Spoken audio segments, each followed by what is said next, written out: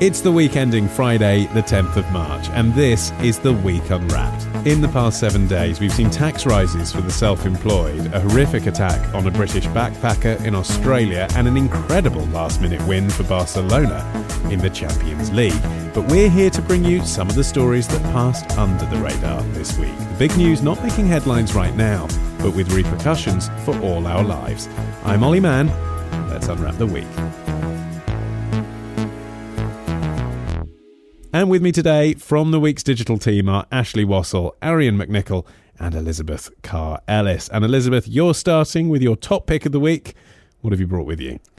I've got something that's definitely going to stop the traffic. Well, Sylvia, as you'd imagine, it has divided opinion on Melbourne streets this morning.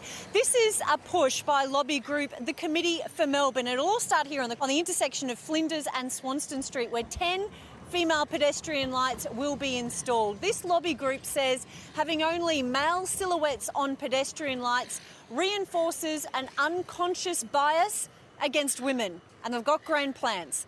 They want changes to the Road Safety Act, so eventually across Melbourne we've got a ratio of 1-to-1 male to female pedestrian lights. Christina Hearn there, reporting for Channel 9 News earlier this week. Elizabeth, this week we had International Women's Day. There were plenty of stories of women around the world, lacking rights and needing representation. Why on earth did you choose this one? I chose this one because it is so ridiculous. As if changing traffic lights is going to do anything for the women's cause around the world. It's unconscious bias, Elizabeth. It's not unconscious bias. It's a little stick figure that's been replaced by a Scotsman in a kilt, as far as I can tell. Because it is saying this is how women look. Is that not reinforcing a stereotype? Women wear skirts. They have, I don't know if they've got flicky out hair, but I would imagine in some worlds they do. Yeah. Because these traffic lights are not just in Melbourne. They have been a spate of similar traffic lights around the world. And actually, as soon as you start including some people and not other people, it's almost as if you're saying it's all right to hit these people with your car because, there's no light telling them to cross. There was an interesting... I don't know if I would call it an experiment, but in Austria in 2015 when they were hosting the Eurovision Song Contest, and that was the year after Conchita Wurst won the Eurovision Song Contest, the bearded lady. Yes. They changed all of their pedestrian lights in Vienna, or most of the pedestrian lights, to couples, and they were done in equal thirds, a heterosexual couple, a lesbian couple, portrayed obviously as the lady in the skirt, but two of them, with I seem to remember a heart emblem somewhere, and two men to represent obviously a gay male couple. So it sort of has been done before, and sort of to your point, they were trying to sort of show, I suppose, the whole gamut of... people who are able to cross a road. People who are able to cross a road, yeah. I mean, children are never represented, so presumably it's fine to hit them. Does anyone think this is a good idea then here? Arion? I think that You're an Australian. Yeah. Can you explain why they've done this? If for no other reason than to get people talking about the places that gender bias still exists and we take it perfectly for granted. And I think there may not be any purpose perhaps in replacing one gendered sign to cross a light with another one, but at the same time, surely this is, coinciding with the week that we've just had, designed to get us talking. Women are being paid 18% less than men on average. We have Boko Haram, where women are being captured, beaten, raped, outlawed by their families when they go back. We have the horrific alleged rape in Australia. There is so much that women have against them. A traffic light is not going to do anything. And just but if you follow that logic through, then you'd say, well, don't fight for more maternity rights because, there are people in Africa being raped. I mean, you've got to be able to look after what's happening at home as well and try and fight for progress there too. But by fighting for that progress, you are fighting for every woman's progress. If you are saying this, we do not treat women this way in this country, then you are sending a message to the world. If you say, hey, we pay women less, but look, we've got them on our traffic lights, hooray! Yes, but you're not sending out a positive message. But we can't approach equality and then give up as we get close to achieving it. You can't just fight the big battles and give up on the little battles. Surely every single battle needs to be fought equally. But is a little battle a traffic light? Is that really a little battle? Is that destroying my life as a woman because when I press the light, the green man comes on. Well, I mean, I made a sort of flippant remark earlier, Arion, that you're our kind of resident Australian, but actually maybe there is a point, from that point of view. I realise, ironically, this is going to make me sound racist now, generalising about Australians, but Australia, I think, is a more sexist country than Britain. And they do have issues with women's rights in Australia. We saw what happened to the female Prime Minister there. That may be true, but actually Australia historically has been quite progressive on women's rights and was the second country in the world to give women the vote. I'd say more recently we have headed in the wrong direction and we're slightly lagging behind now. You can't get an abortion in Queensland. That's true, and we've still got problems with marriage inequality. And there's a more general... I mean, this could be wrong. Correct me if I'm wrong, but my perception from Britain is that there's a more of a kind of accepted blokey tone to quite a lot of discourse in public life there. I don't know that that's true in my experience. No, I think that might be how it looks from across the pond. Is Les Patterson not actually the cultural attaché? Is that what you're saying? Exactly. So no, I think that Australia is a country that has problems with that, but I don't think it's particularly unique. So I don't know that this is an issue that's Australia specific. It's not an Australian thing. Every woman in every country is facing that. You mightn't think there's a blokey culture in the UK, but there certainly is. If you look at Gina Miller, who took the Article 50 to the Supreme Court, she was subjected to the most terrible abuse online. She was threatened with rape, everything. She's not the only one. There's been plenty like that. But nonetheless, you criticise this green lights move in Australia. We are talking about it because they did it. It's a press stunt which got people talking about International Women's Day. And there are issues that you flagged up that you do want discussed for International Women's Day. So it served its purpose, didn't it? I'd rather have a woman being talked about to take over at Arsenal than traffic lights. Okay, so you've chosen this as your moment of the week, Elizabeth, because to you it's a kind of pinnacle of triviality of sort of feminism and where we are at the moment, essentially. Yes, because we are so cosseted in the West that it's come down to this. It's come down to, is Emma Watson a feminist because she wears a crocheted bolero on the front of a magazine? I've chosen this because I burnt my bra before I even wore a bra. I have been a feminist my entire life. I come from a family of extremely strong women. And sadly, I think in another 10, 20, 30 years, we're still going to be having that fight because I haven't seen anything change since I was a child. And I can't see it changing. If anything, I think it's got worse. I think women are being fed this idea that feminism is all about choice, about whether you show yourself naked on a magazine or not. And that's not what feminism's about. In certain parts of the media, but to be fair, we do have a female Prime Minister and we've got a female Scottish First Minister too. There are powerful women all around us. Who both regularly get attacked for how they look. Yeah, it's pretty disgusting that Theresa May is constantly discussed in terms of the shoes she wears. Matt, I actually sort of agree with you about the triviality points as well. I think, International Women's Day has been, and we have been talking about women's issues, but we should be talking about the glass ceiling on pay, which is pretty scandalous that we still haven't managed to do enough about that. And there's all sorts of complex issues involved. It needs a lot of discussion because it isn't just about discrimination. It's about entrenched cultural attitudes to do with maternity leave and women taking time out of work and all those kind of things. And instead, we're talking about granted, because Elizabeth brought it in, but we are talking about traffic lights, and that's not. It risks, I suppose, those people who aren't necessarily favourably disposed towards feminism as an issue by nature. It risks those people just sort of having their dismissive view affirmed. Okay, Ashley, you're up next. What have you brought in for us? I brought a curtain raiser for the first of 3 big elections this year.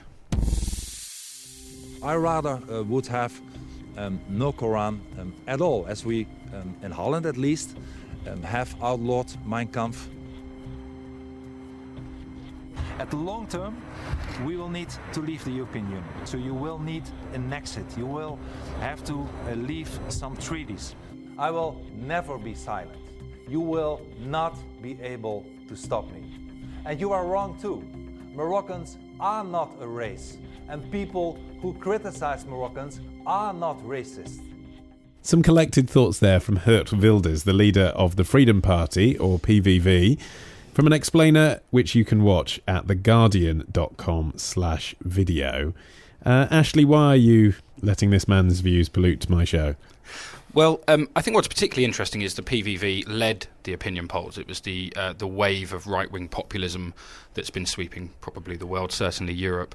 But more recent opinion polls, certainly one this weekend, have shown PVV falling in the polls. In fact, according to a poll of polls, they're now second. And it's given the other mainstream parties are saying they won't share power with them, they are now unlikely to get any share of power. They are likely to be kept out of government. And I think but then all the Republicans said that they wouldn't serve alongside Donald Trump, and here we are. Well, this is true, and I'm being a touch presumptuous, but nonetheless, I do think there is, if you look at what the election in Austria in December, if you look at the rise of Emmanuel Macron in France, if you look at UKIP, actually even here, since Brexit, UKIP has been going backwards steadily in every single by-election since 2015, but certainly since sort of last June. Yeah. There is the case for saying that right-wing populism has either peaked or maybe hit a ceiling that was always there. Except Geert Wilders is more like the Nigel Farage figure, isn't he? I mean, one of the reasons that UKIP is going backwards is Farage has now left the party. This guy, this is his big chance. If you like me, this is your chance to vote for me. He's worse than Farage, though. I mean, he's in that audio clip we just heard, he compared the Quran to Mein Kampf. You know, Farage is a slightly comical figure, and he talks and he said some horrible things in my personal view, but he's never said that. And what was interesting is a supposedly liberal country like the Netherlands was giving him so much airtime. And I think it's a significant turning point, perhaps, at least, that he's not getting that level of encouragement anymore. Do you think there's a comparison here, Elizabeth, with Macron in France, as predicted on this show, by the way, a few weeks ago, that his popularity would rise, that maybe we're seeing a return to the middle ground? Yeah, I don't just think it's a right-wing populism that's going. If you look at Jeremy Corbyn... Who? Yeah, exactly. The Labour Party has been losing members as well. So, yeah, I don't just think it's a right-wing thing. I think we have hit peak populism. Yeah. And I think we have Donald Trump to thank for it. I think it's got to be Trump, hasn't it? I think so. And according to Carnegie, the peak populism moment was the 8th of November when Trump got elected. And since then, Carnegie points out, the Austrian electors rejected Norbert Hofer. We're seeing Marine Le Pen's support take a dip, and she's probably on track not to become the French president. Equally in Germany, the AfD has seen its support decrease from 15% in January down to 10% now. So across Europe, you're seeing this real decline in support for populist candidates. So let's talk about Germany as well then, because actually, really, that's the most important one after America, isn't it? Can Merkel relax, do you think? Or is that the kind of thinking that had Liberals sleepwalking towards Brexit? I don't think anyone can relax at the moment, but I do go along with the idea that perhaps the populists have exhausted their political capital, perhaps, because I think one of the points that I've believed ever since we saw this rising, ever since we saw Trump, is there is a ceiling. There's always been a ceiling on that level of support. I mean, and the American case was an odd one anyway. You know, this is a two-party state. He was the official candidate, for better or worse, for one of those two parties. 80% of people who go to the polls, and that's not many of American electors, were always going to vote for one of those two. I was reading an article on the Telegraph today that said 114,000 voters swung that election, and Hillary Clinton won it by 3 million votes. You know, this wasn't a huge groundswell of the majority of Americans backing building a wall with Mexico. This was a small number of disenchanted Americans, switching their vote at the wrong time and causing something to happen. And if you look at UKIP in this country, their high watermark was 14%, 15%. The same for the AfD in Germany. Le Pen is now at 25 and she's falling in the polls. Even in a runoff, they reckon she would hit 35% maximum. So I guess my argument has always been that the moderate majority is too fragmented, is too quiet, is too woolly, it's too often argues amongst itself. And perhaps now we're seeing the anti-sort of populism that... The thing that populism always had is it united people, because these were people who had views rather than political allegiances. I think we're also seeing played out the negative consequences of those two votes in particular.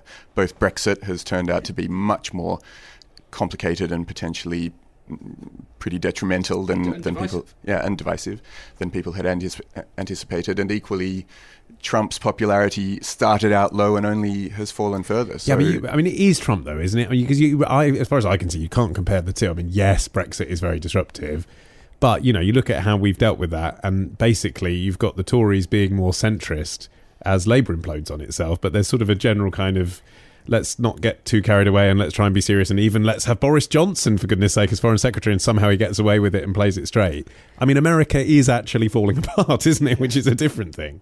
But it's the fact that it's falling apart that's significant, isn't it? Because Trump could say all sorts of things on the campaign trail. Now he's actually got to wield power. And, you've got the legal system to contend with, not just, electoral claims and counterclaims. It's actually a court of law that is throwing out his policies. And I think that's where the parallel with Geert Wilders is particularly close, because he too says crazy things, and it may be tempting to see what the upshot of electing him to office would be, but now we're seeing it play out in the States, and surely that's got to give some electors who otherwise might be sitting on the fence pause to think again. And do you think as well, Elizabeth, that when you look at the other international leaders that are there, that we in the West have basically no control over? I mean, think about North Korea, for example. When that's been on the cards in the last few weeks, not only how is Trump going to deal with Putin, but how is Trump going to deal with North Korea? I just could imagine, if I'm a kind of Dutch voter or a German voter, you just kind of think in that context, don't you think, whatever I feel about the immigrants in my country, or whatever I feel about the fact that we don't have a say, or whatever I want to say with my vote, you've got to think about what it says on the international stage now and who you're going to end up talking to Trump. I don't know if it's just Trump. I said before, we have Donald Trump to do for the right wing. But if you look at Spain, for example, after beginning of 2012, 2013, you had the Podemos movement, which was a left-wing populist movement, and they've done absolutely nothing since. They surged and then fell. So I think perhaps in Europe we get all excited and then it just tails away. So I think it's more of a general European thing. Yeah, we get all excited, we go out, and then it's a bit chilly, so we'll go back inside. So we're not going to keep up the fervent adoration. I think it's just because, though, fringe politics doesn't have the answers. So the moderate mainstream has to start providing some answers so that that's not the solution. So in America, you've got those Rust Belt states where manufacturing has been eviscerated. They need to do something to provide jobs to upskill that workforce so that they don't have to have recourse to, let's elect the only man who is not part of the political establishment, even though you couldn't call it a vote against the 1% because the man's a billionaire and lives in a £100 million gold-plated apartment. So in this country, there are some left behind people. It's a minority of people, but those people, they are enough to swing elections. They have been able to move the political compass, and we need to address those concerns, or we're just going to end up in another 10 years' time in another political cycle here again. Arion, you're just about managing in all sorts of ways, and you're last. What would you like to bring to our attention? So it turns out that while you've been watching your television has also been watching you. So you might be wondering how this is different from the NSA spy programs revealed by Edward Snowden. And the answer is that those NSA programs went after information in different places, in places like company servers and the backbone of the internet, and they swept up tons of information in huge dragnet programs. And these alleged CIA hacking tools are very targeted, and they get into specific devices like cell phones and TVs to scoop up information on a specific person. And they also get around a lot of the encryption tools that helped protect that information from programs like the NSA's. Isn't it weird when people who report on computers actually sound like computers? That was CNET security reporter Laura Hautala discussing the latest tranche of secret data released by WikiLeaks.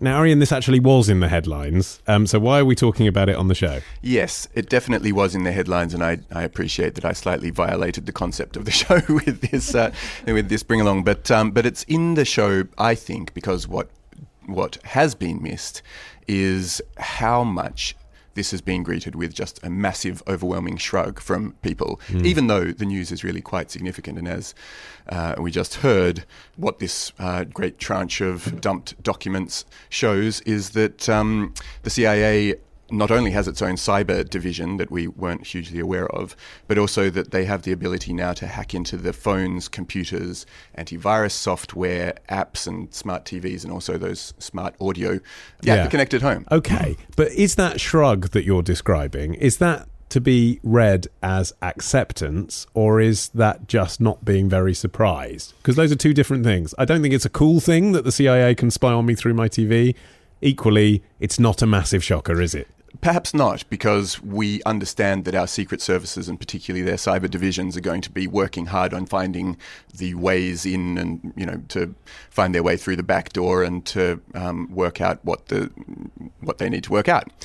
Nevertheless, I think it is important because as we introduce more smart devices into our home, there's going to be more opportunities for this kind of surveillance. And so I think it is nervous-making for people to be reacting so chilled out about it. Ashley?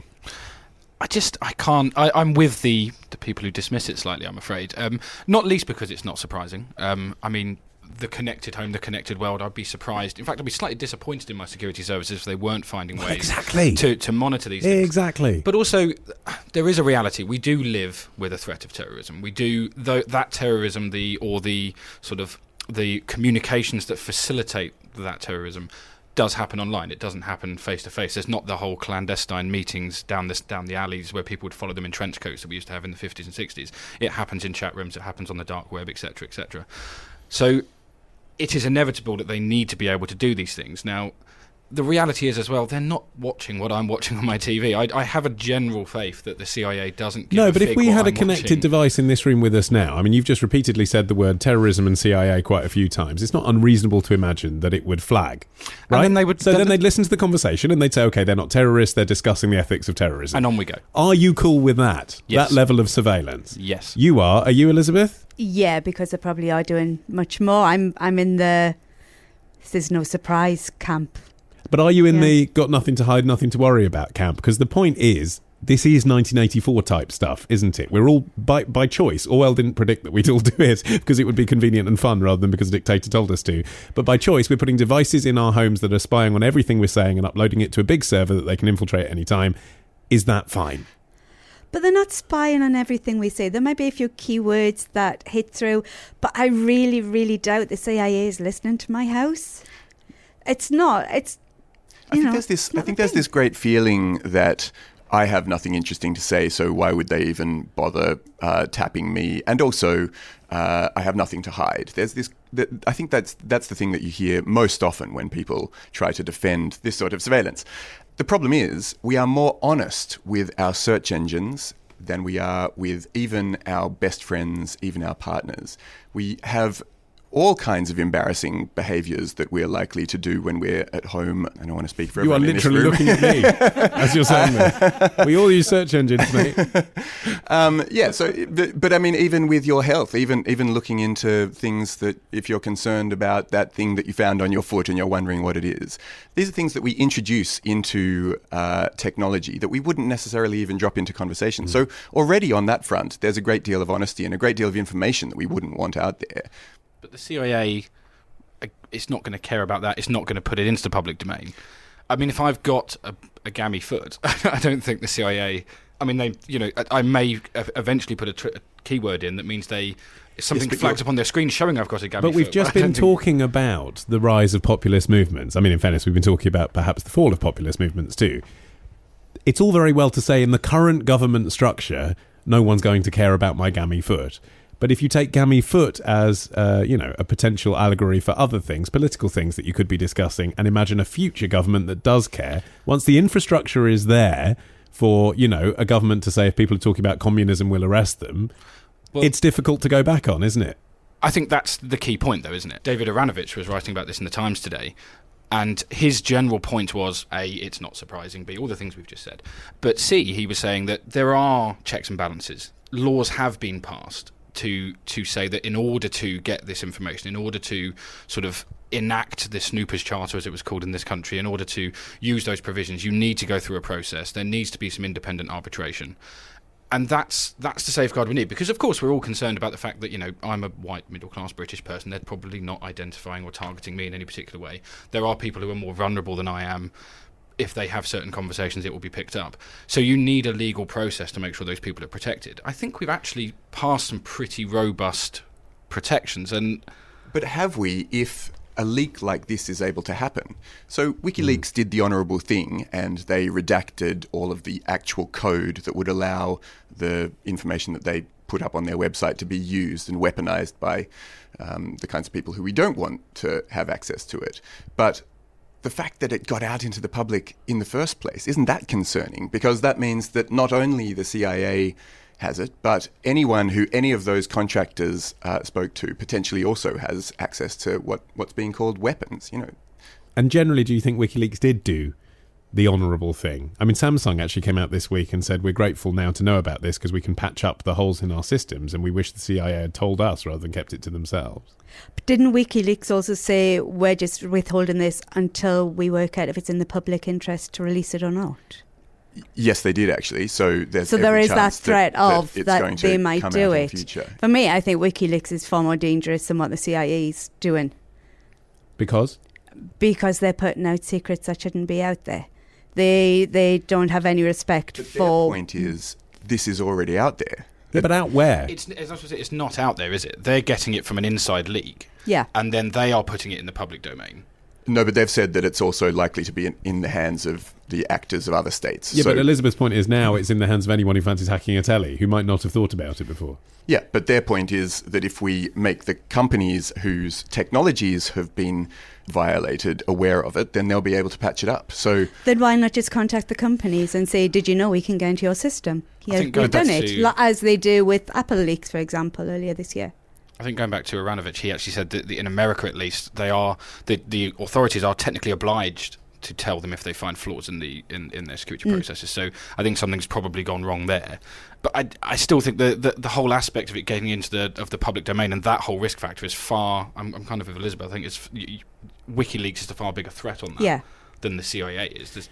Yeah, ultimately, the CIA is trying to keep us safe. I know that we're, as liberals, we've been brought up on a diet of television that tells us the CIA are a nefarious organisation that wants to sort of spy on us all and I don't know, steal my bank account or whatever. But that I don't think that's the case, and I think ultimately they are trying to stop bad things from happening, and we can't put too many obstacles in their way in defence of woolly liberalism. Plus, the UK is one of the most surveilled countries in the world. We have more CCTV than just about any other country. You can't go anywhere without somebody in government watching you if they wanted to. But surely we need to get to a point where we say this much is too much. And what is that point if it's not right now?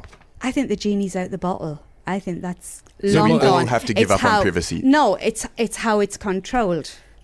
The point they've gone too far is when they are doing something that doesn't have a legal protection in place. I mean, I think you'd have to look into the whole gamut of laws to see if you believe, or if we as a lobby believe it's enough. But I think there are protections in place. But if Google, Microsoft and Facebook all lined up against the Snoopers Charter and said, we think this is a bad idea to put this in law because it gives the government too much power, and then it gets turned into law, are we still comfortable that law is correctly representing us? I mean, it depends if it catches the bad guys, doesn't it? I'm sorry to be so reductive. That's essentially what Ashley and Elizabeth are saying, isn't it? That, it's not great, is it? That, we're under the impression that we're using these encrypted services and actually they can be read by the secret services.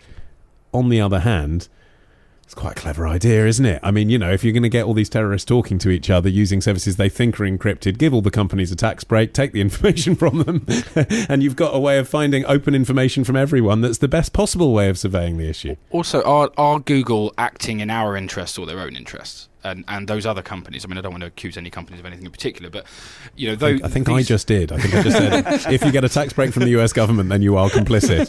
Fair enough. In helping the CIA, is I think what I just implied. Now. Anyway. I just think these companies are trying to defend, effectively, an advantage they have. In some respects. And I mean, they're already using data. They're already in our systems. They're already looking in my search engine, typing box, whatever. They're already monitoring what I'm doing, because every time I go and look for anything, I log into Facebook somewhere else and I get an advert for everything my wife's been looking at online. So they're already doing it. But somehow we don't like the authorities doing it in order to stop people getting killed. But are you comfortable with them doing it? Well, yeah, because I've had adverts for things I've actually ended up buying. So it's kind of I think again, I'm signed up to all these things, so I must be relatively happy. Where I thought you were going with that point. Google is the biggest snooper. It was my birthday the other day. They sent me a happy birthday front page. They know everything about you. They do, and I suppose the question is, who are we comfortable also knowing everything about us? Well, I think we've shared everything we need to this week. That is it from this edition of The Week Unwrapped. My thanks to Ashley Wassal, Arion McNicoll and Elizabeth Carr-Ellis. And happy birthday, by the way. Thank you. 21 again? Again. For more from The Week, you need to visit theweek.co.uk. There's no nefarious cookies there. You can download The Weekday, which is our free iPhone app, which definitely doesn't spy on you. Or you can subscribe to the magazine, because there is never enough information in the world, even with WikiLeaks, at theweek.co.uk/subscribe. You can hear brand new episodes of The Week Unwrapped as well by hitting subscribe in your podcast app of choice. Or if you've got a connected home, just say, Alexa, please download The Week Unwrapped. And I don't care if the CIA listen in. I've been Olly Mann. Our music is by Tom Morby. The producer is Matt Hill at Rethink Audio. Until we meet again to unwrap next week. Bye-bye.